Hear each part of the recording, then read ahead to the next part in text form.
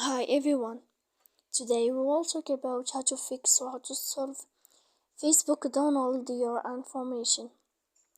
To know how to fix or how to solve Facebook download your information, you should just go to settings like this where we click. After that, in this page you will go to apps, default apps, app settings. When you will see this list, you will go down to find the application of Facebook and you will enter.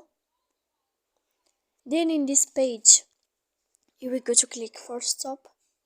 When you will end this, you will enter to storage. After that, in this page you will click clear cache. Then you will go to click clear data, and when you will end all this stuff here, as you see, you can update your application. So please don't forget to support us by like and subscribe. See you next time in another video.